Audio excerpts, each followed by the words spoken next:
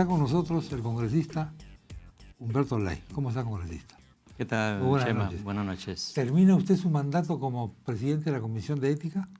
Ya terminó en realidad. Terminó. El jueves último, sí. El jueves último Así terminó, es. efectivamente. ¿Era una carga pesada? Muy pesada. Ha sido una tarea pesada, ingrata, complicada. No es nada agradable tener que investigar a colegas, recomendar sanciones a colegas cuando uno va a tener que seguir trabajando con ellos a lo largo de 5 años, ¿verdad? Pero particularmente este caso del Conrito Urtecho ha sido muy doloroso, muy difícil, muy duro, ¿no? Cuando comienzan las denuncias periodísticas, ¿cómo reacciona usted? Bueno, a ver, es verdad lo que se ha dicho, lo que se ha comentado, que había como un rum en el Congreso, ¿no? Ya. Un rumor, algo estaba pasando, pero no había ninguna evidencia, ninguna prueba, nada en absoluto, ninguna denuncia formal. Entonces, cuando surge este reportaje, esta denuncia periodística, sencillamente confirmaba que efectivamente había habido algo, ¿no?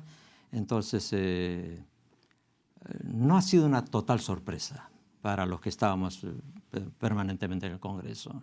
Sí, es doloroso ver que era verdad, ¿no? Aún ahí todavía quedaba una duda y la posibilidad de que fuera algo exagerado, cosas por el estilo.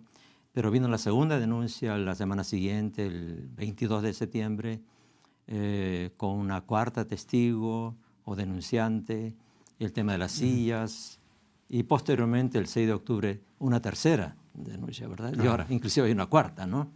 Entonces, todo ello, pues, ha sido, digamos, para todos ha sido doloroso comprobar que efectivamente el congresista Urtecho no actuó como se pensaba que actuaba, ¿no? Para todos ha sido doloroso comprobar que efectivamente el congresista Urtecho no actuó como se pensaba que actuaba, ¿no? La entrevista de anoche, ¿qué le pareció? Mire, como yo he declarado, ¿no? Inicialmente, bueno, gracias a Dios ha habido un arrepentimiento y una confesión. Pero ya escuchándole, me di cuenta pues que es posiblemente el inicio de un arrepentimiento, pero que no ha sido pleno, no ha sido sincero, ¿no? ¿Por qué razones? Él habló de reconocer un error, y aún en impersonal, ¿no? Se ha cometido un error, ¿no? No dijo yo he cometido un error, se ha cometido un error. Y bueno, uno comete un error una vez, 2 veces, 3 veces, ¿no? Pero algo que se ha hecho a lo largo de casi 7 años ya no puede ser un error. Y luego cuando describen qué consistió este error fue el de pedir apoyo a sus trabajadores. Entonces uno piensa, y con todas las evidencias que tenemos en la comisión, de lo que hemos recabado en la Comisión de Ética, y que es parte del informe que tendrá que ser aprobado este jueves. Entonces su confesión pues no es sincera. Y luego él habla de los años 2006, 2007, 2008 y 2010, como si la cosa hubiera sido solamente en el Congreso pasado y no en el actual Congreso. Sin embargo, nosotros por todos los documentos que tenemos, reportes del banco, él ha continuado haciendo eso hasta el año 2012, ¿no? Y posiblemente hasta poco antes que surgiera la denuncia. Las denuncias, ¿no? Claro. Entonces, tampoco ha sido, en ese sentido, una confesión sincera, ¿no? ¿Por qué es esto? La verdad no entiendo. La verdad no entiendo porque un congresista recibe un sueldo, pues, que es más que suficiente para todas sus necesidades, para llevar una vida digna, como corresponde a un representante de la nación, ¿no? Es de manera que no había necesidad, no hay necesidad de recurrir a estas cosas. Bueno, evidentemente una intención era construir su edificio, ¿no? Que tendrá que demostrarse el que no tenía pues los ingresos normales suficientes para una inversión de esa naturaleza, ¿no? Y ya no es tarea nuestra como Comisión de Ética, ¿no? Ya eso corresponde al Ministerio Público, porque se requiere pues levantar secreto bancario, secreto tributario, y eso está fuera de nuestras facultades, ¿no? Es decir, no hemos tocado ese tema, como tampoco el de la CIA, ¿no? Porque ya no había tiempo. Hay que entender que la segunda denuncia es el 22 de septiembre y nosotros culminamos nuestro mandato el 10 de octubre. O sea que muy corto, era imposible tocar todos los días, mucho menos todavía el de las facturas y el de las empresas fantasma, ¿no? ¿Cómo se ha sentido usted durante todo ese tiempo? Mientras iban avanzando las denuncias y las cosas. Sí, muy mal, muy mal. Mal, ¿no? Sí, mal. Usted es una persona que hablaba siempre de Dios. Así es. ¿Por qué? La única explicación que tengo Tremendo, es un dicho muy común entre nosotros, que en cada rebaño hay ovejas, hay cabritos y hay lobos vestidos de oveja. Es la única explicación que tengo, ¿no? Lo que no se sabía es que él había sido expulsado de una congregación. Oh, sí, sí, efectivamente, eso lo hemos verificado. Nos llegó el acta de expulsión. El acta de expulsión. ¿De cuándo es ese acta, doctor? Del año 2009. Del año 2009, donde textualmente dice lo siguiente, que la asamblea de la iglesia decidió por unanimidad expulsar al señor Michael Urtecho por actos de corrupción en agravio de diversos miembros de la congregación, ¿no? Lo cual confirma todo lo que se había estado descubriendo. Pero eso es gravísimo. O sea, sí, sí. ¿No? Y eso no se conocía. No se sabía, no se sabía. Él inclusive en la audiencia dijo que, o en los reportajes dijo que él se había salido voluntariamente de la iglesia y que ahí había nacido todo esto como esta confabulación porque él había retirado su diezmo de la iglesia, lo cual era totalmente falso. Yo le he hecho algunas notas al congresista, sobre todo en el programa El Mediodía de la radio, ¿no? Sobre cada una de las denuncias, y claro, él las refutaba de alguna manera, decían que eran cosas orquestadas contra él, pero claro, la pregunta siempre era, ¿y por qué? ¿Cuál es el móvil? O sea, ¿por qué motivo había esas denuncias, ¿no? Entonces él, aparentemente, al inicio me decía que no conocía cuáles eran los motivos cuál era el motivo de las denuncias. Pero luego se hizo la idea de que querían reemplazarlo, querían sacarlo al Congreso para que el accesitario llegue. ¿Usted ha podido descartar cualquier móvil de este tipo en los denunciantes? Totalmente, mire. Totalmente, ¿no? Los denunciantes, a ver, fueron afectados, pero ellos no guardaban ningún rencor, nada contra el congresista. Lo tomaron como, bueno, hemos apoyado a una persona que está en una condición de desventaja por su discapacidad. Y como la mayoría son cristianos, ¿no? Que saben perdonar, ¿no? Y han perdonado, ¿no? ¿Pertenecían a la misma iglesia ellos? La misma iglesia del congresista Urtecho, ¿no? Y él era su líder espiritual.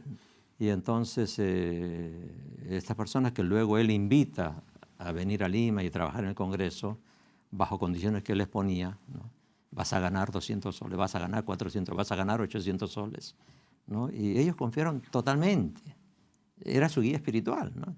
Dios mío, aterrador. Confiaron totalmente, ¿no?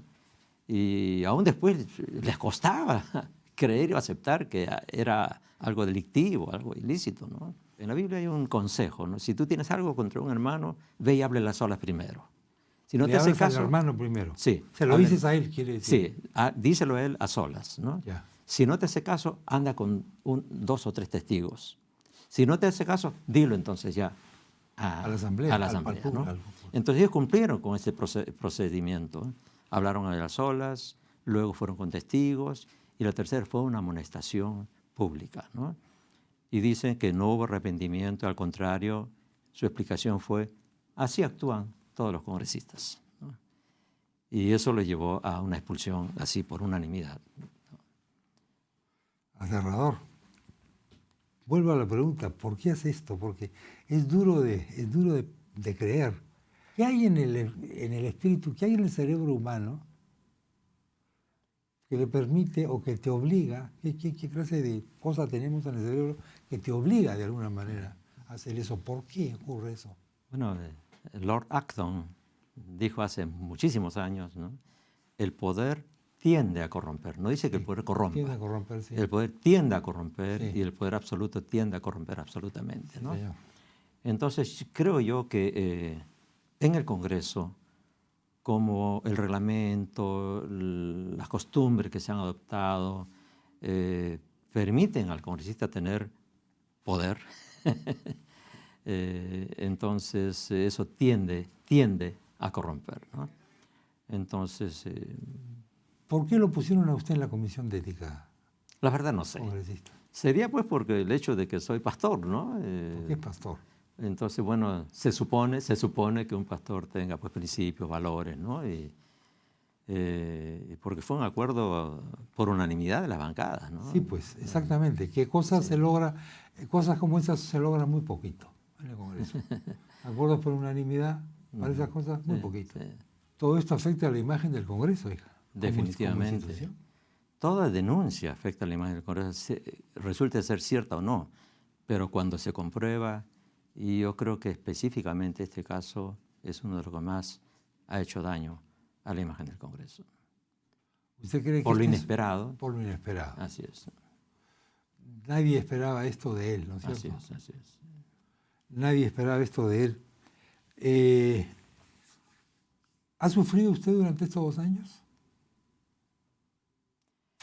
El trabajo ha sido duro, es una tarea muy ingrata, duro, como le decía, pero al mismo tiempo hay satisfacción, ¿no? Es un sentimiento ambivalente, ¿no? Porque uno está haciendo algo que es necesario hacer. Creo que el hecho de sancionar las faltas que se comprueban va demostrando que no siempre pues otorongo no come otorongo, ¿no? Fue una de las cosas que dijimos al comienzo un poco en serio, un poco en broma. A partir de ahora, pues con esta comisión, otorongo sí come otorongo, ¿no? Claro. Porque es necesario, es la única forma. No se puede evitar que en una sociedad, un país como el nuestro, que lamentablemente estamos viviendo una cultura de corrupción, esto tenemos que reconocerlo. En una encuesta, el 80% de los peruanos reconocía que el Perú era un país corrupto o muy corrupto. Correcto. En otra encuesta, 70% de los peruanos decían que la corrupción es o aceptable o inevitable. Eso nos demuestra que estamos viviendo ya una cultura de corrupción. Y entonces, ¿de dónde salen los políticos? ¿De dónde salen los congresistas? ¿De dónde salen los gobernantes? De esa sociedad y de esa cultura de corrupción. Así es. Muchas gracias, congresista. A usted, Chema. Ha sido usted muy amable. No, muchas gracias. Muy buenas noches.